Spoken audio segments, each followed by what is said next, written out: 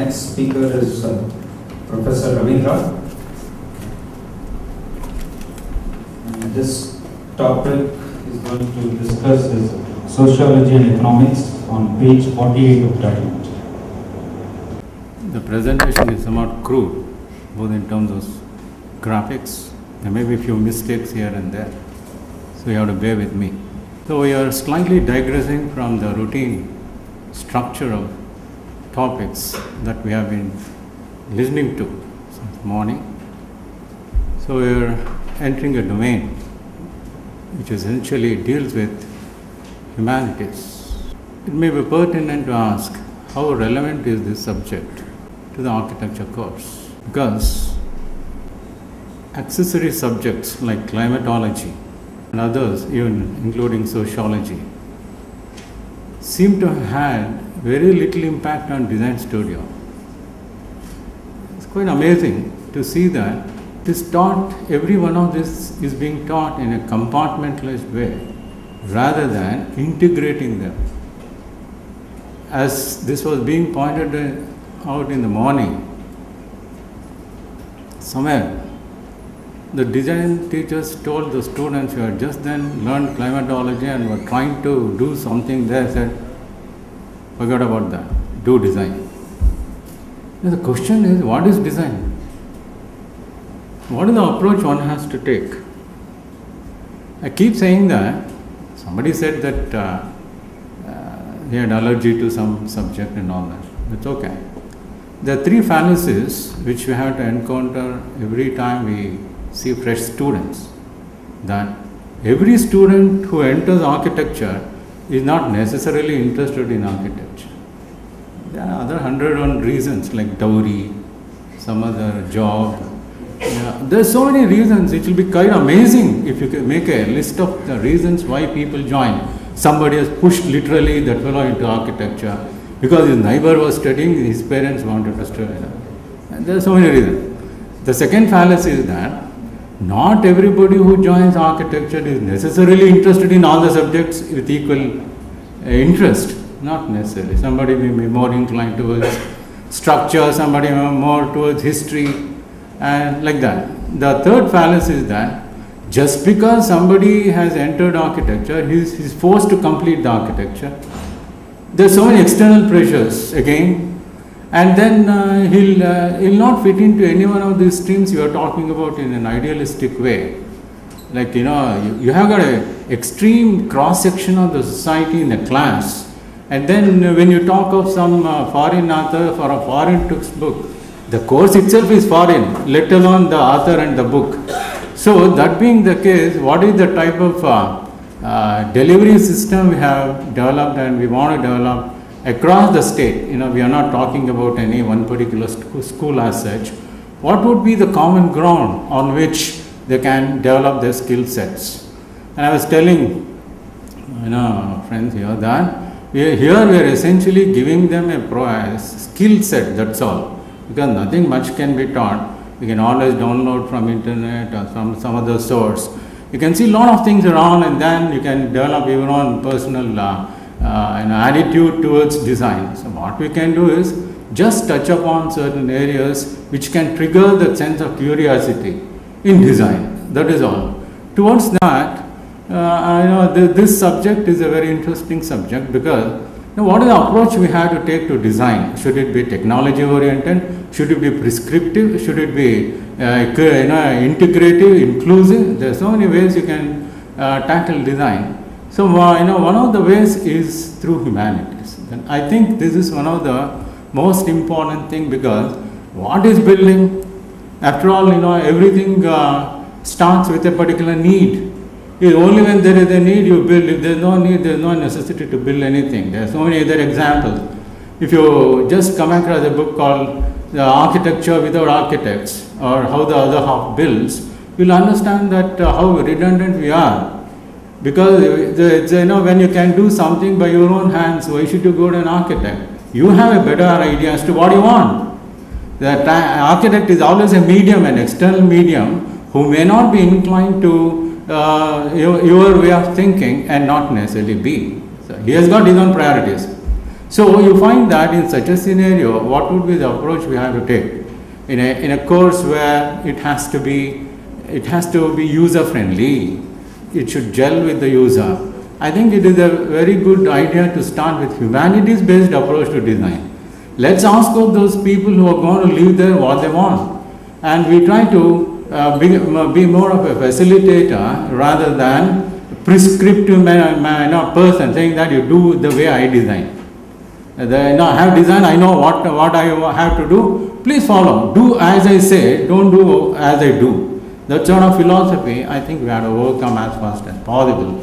And probably in that direction, in this humanities-based approach, maybe more sympathetic, more friendly, as Camus said, we'll walk together. I don't want to lead you also, I don't want to follow you also. Let us walk together and be friends. So the same approach if you take in design, I think most of the schemes will be successful. I'll just go to a couple of examples like the experiments done in Yelahanka by Shankar Nag. He did, a composite technology that was used for housing in for housing board. Within a year, everything collapsed, and there was a big galata, and then the government had to rebuild all of those things again.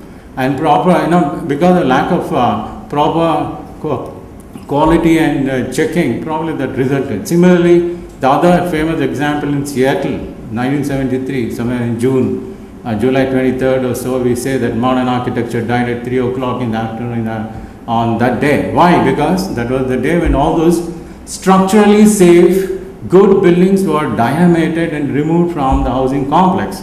And there have been a lot of studies. For example, there's one fellow called Venkatesh, Indian-born fellow, who moved with the gangs of New York. He left, he was in some other field. Suddenly he took interest in why crime happens and moved with the crime gangs of New York and tried to find out how things are.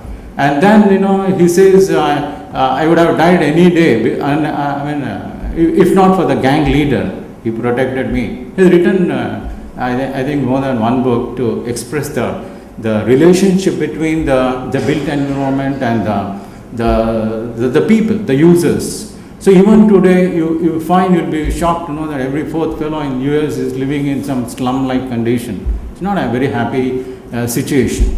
So with that background, again, we also, there are umpteen number of examples between the dichotomy between the built environment and the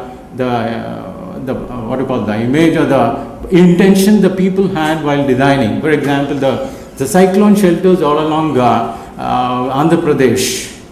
Similarly, Latur earthquake. Similarly, our recently Uttarakhand disaster. All these show the difficult ground we had to cover this dichotomy between the users and the planners and the designers. And this is where I think this subject comes into focus, and the way it is being taught, and then the structure is quite different because there is nobody to teach this.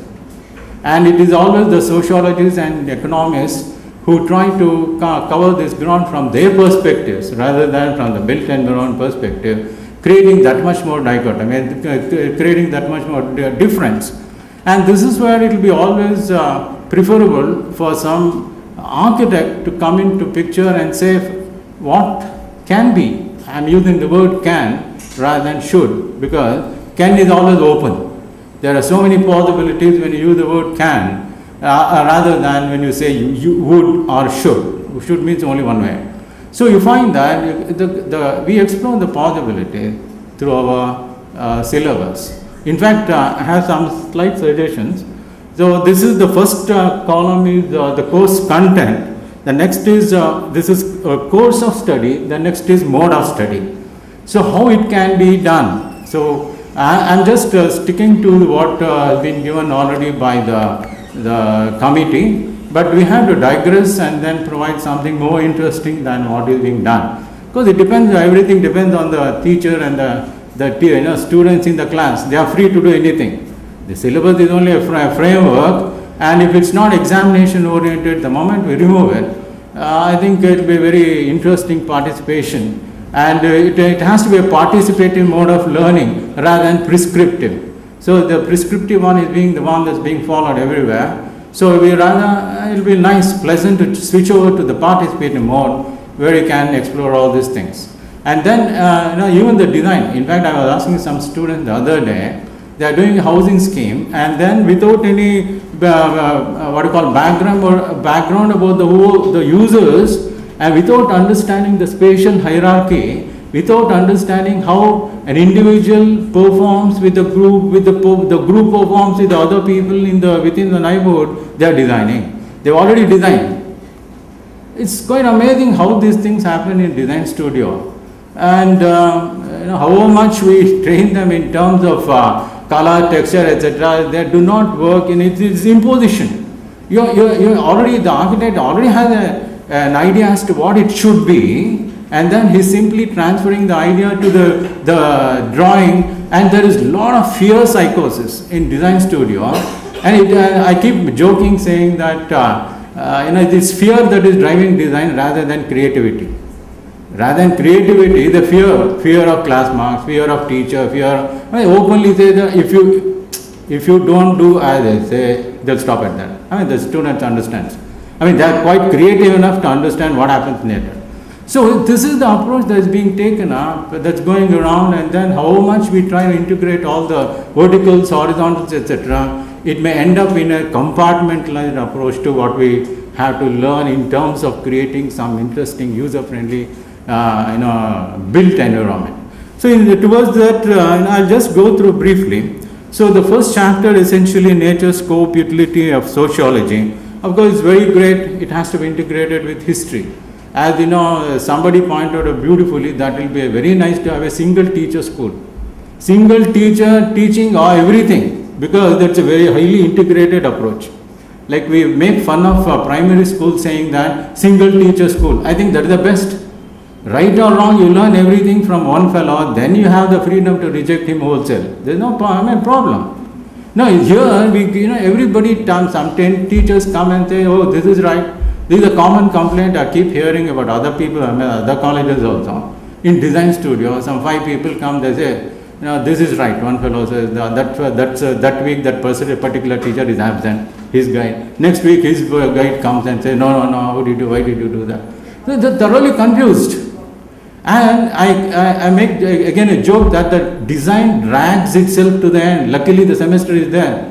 Otherwise, if it's an annual system, the design drags itself to the end of the semester. So both the teachers and students, they are in a dilemma as to what they are looking for. And this is the current scenario into which probably we can inject some amount of interest through some vaccine like sociology and economics, so that it becomes more, I don't want to use the word fun because it's become cliched. Okay, the word fun has been so much overused, and in the whole process, the aspect, nobody talks about seriousness at all. They are very serious about fun, but not the other way. So this is the problem with most of us, and in that, let us hope this sense of some application or a vaccine that will inject some sort of creativity into these things. So our logo, should be think global and act local. So I think we should reverse that and say think local and act local, because essentially we are designing for people around us. We are not facing any international situations wherein you don't know every Tom, Dick and Harry, you don't know, and then you have to speculate. Here you know the people, you know the users, and then you accordingly sit with them and share. You're only a facilitator rather than giving them drinks. So in such a scenario, this would be of great help. So in the first aspect, we see that it encompasses the first chapter about scope and relevance of, this is very important. We have to understand, if you want to learn something about architecture, we also have to know how others perceive architecture. This is the basic mistake most of us do, saying that what we think is right. Now, what do people believe? We are not never ask people as to what they feel about architecture. Yeah, everybody has a concept, even though it's again a cliched word. If you talk to a man on the street and ask him what is your idea of school, yes, he'll come up with an idea of school. Everybody has an idea, and then only thing they cannot convert that into the skill set we have, and then convert it into some build form. Given a choice, he will do it. One fruit seller has demonstrated. I think most of us don't know, there's one fruit seller in North Karnataka, North Canada, that's Uttar Kannada, he has built the school with his own earnings. That's fantastic. I mean, that is sociologically something relevant. Yesterday I was reading a piece of news that one beggar in Kukke Subramania temple is a beggar. He has donated milk and clothes and some tumblers to one of the government schools. He's a beggar. I think he sits in front of Kukke Subramania temple. I mean, that is sociology in action. We see it's a participative method wherein everybody brings in their ideas, including anthropologists, including psychologists. Environmental psychology is something of great relevance to us, because only when we understand each other, then the dialogue begins. Otherwise, it's a monologue. So you find that in such circumstances, it's immensely necessary to understand the related fields also, like anthropology. We have cultural anthropology, physical anthropology, and then the other anthropology, which states the development of human and the concept of space. So all of us carry our personal bubbles around even today, and when somebody transgresses this the personal bubble, we get irritated and become even criminals in the process. That's a very important aspect. So this chapter, I mean, slightly deals with all these things. And the other one is that, you see, as you see on the other side, only when there is a need, we build. If there is no need, we don't have to build anything. There are so many structures, so many functions which need to be performed within a very short span of time, and after which everybody disperses. So where is the question of building an environment? For that particular time frame, that space that is there is present, it's physical, you can feel that space, but once they disperse, it's all gone. Like our Vedic altars, even today it gets done. Similarly, function. So what is the need? From need to we proceed to shelter. And what is the purpose of shelter? I think security, safety, there are so many reasons which we explain in history. And then the build form. So the build form is only suggestive, all these graphics. Need not be necessarily that. Whatever that's most appropriate will result out of this. So this shall be the content which we try to understand the necessity of different types of shelters. Greater the needs, greater the variety. More complex the society, greater the interdependence, greater the needs. So unlike the hospital we used to have earlier, one general hospital for everything. Today you got another 100 hospitals for dental, mental, and all such varieties. There's no end to that. So you see, that is the way things happen. So it's always evolving. We try to understand this evolutionary process and participate in that to the extent that is required. We should know when to stop. As somebody said, it is we always over design. More than that is required, we keep doing design and adding in is more of a repair job rather than creative process that we normally come across. So the next one, of course, is elements of society. That is, there are two. I mean, as per this, there are two aspects. That is biosocial and socio-cultural. So this is very important to us because it's the family that most of us are grown and then we can understand the spaces. That is the first space the child come across, first space the child feels in terms of spatial interaction and understanding. Hence, we had to do a very detailed study of different types of families, and single nuclear and then joint families, and then the mode of study should be to understand the changes and then how it has affected the built form, especially relating to residential areas. Because we've got a variety in our own country ranging from Chettinad to Vadas in Pune and Karnataka, and again the Theravada houses in Kerala, and again Rajasthan. I mean, there's variety, but hardly we have time to do anything like that. So you see the sketch on the other, it's a very graphical representation that was taken from a Banavasi house, a rural area in Karnataka, and it has got a hierarchy of spaces, beautiful structure. And you see the same thing happening both at the residential level, street level, and at the community level. So however much we say that even today the sense of class and class exists, and then we going for the aspect of economic aspect in terms of classification, class-wise. So then we move on to different types of families. and then how it has affected. For example, a joint family house space study and a nuclear family house space study tells us how unifunctional, multifunctional spaces overlap and occur, and then they have their own distinctive advantages and negative points. Then we move on to the, in scale, we go to the higher space, that is community, and it's a very interesting space, and there are characteristics which denote and identify that particular community, especially in Bangalore itself.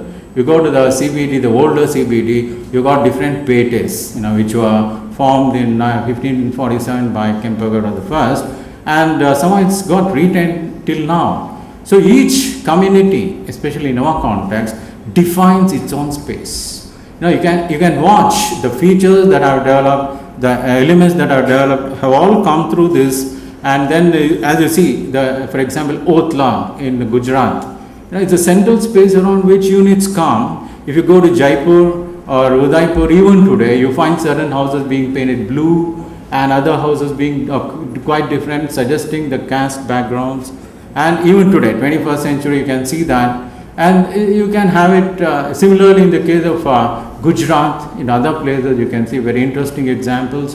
So they define the space quite neatly in various ways. Definition of space occurs physically, mentally, psychologically, functionally. All these aspects define our spaces, and each one of us encounters and understands space quite differently, and it need not be necessarily same. No two people perhaps understand the space in a similar way.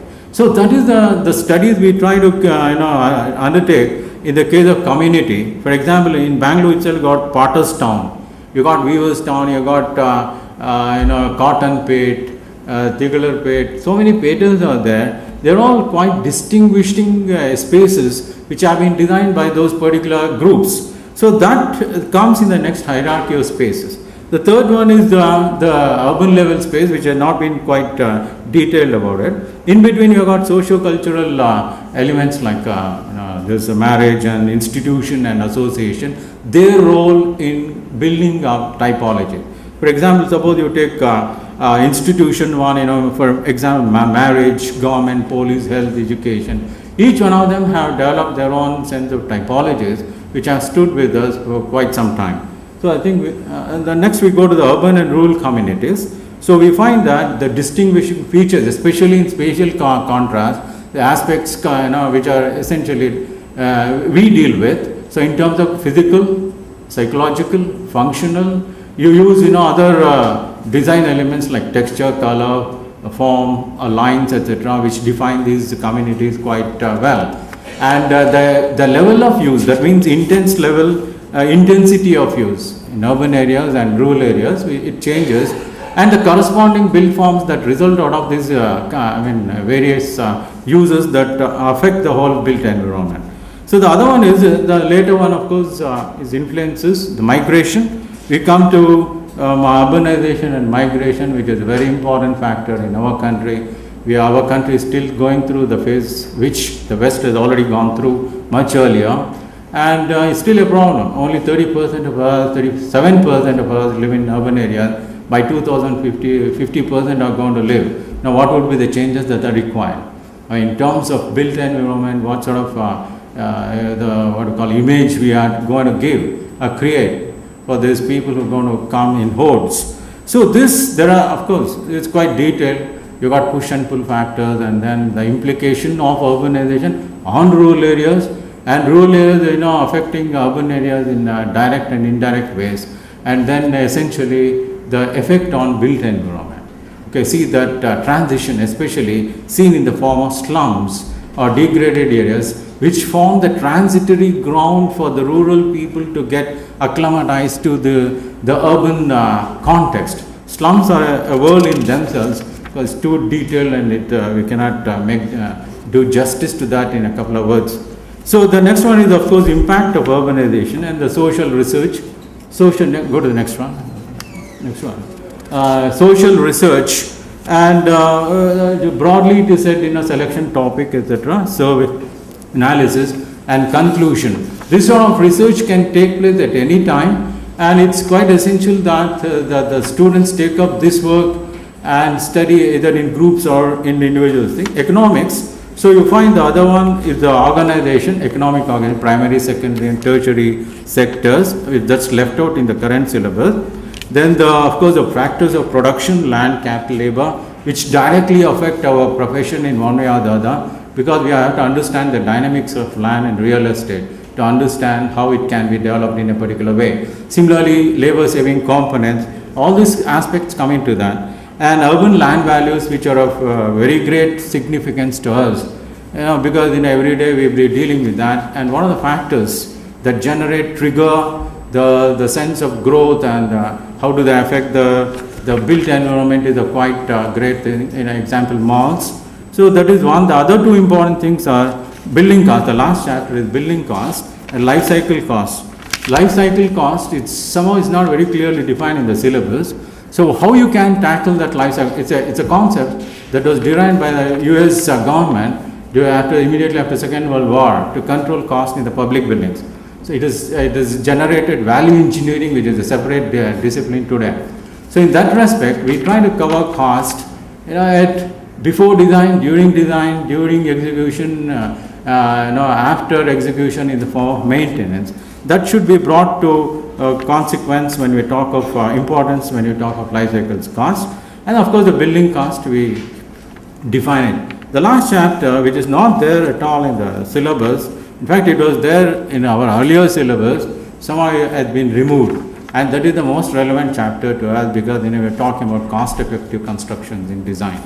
So with which we'll be always dealing with. How best, in what ways can we control costs, either through materials, techniques, skilled manpower, mechanization levels, etc. And of course design. So these are the things that are quite relevant to us, and when we put together, when you apply it, in fact I've got some interesting works done by students in this regard. Despite the syllabus, they have done some interesting work. So there is an opportunity to create something interesting in this subject, which will be quite relevant. You can apply the same thing to the design problem at that relevant stage. It should make up, so the humanities approach to design shall be, I think, I don't use the word overbearing, a friendly approach to design that should take greater emphasis in design formulation. Thank you.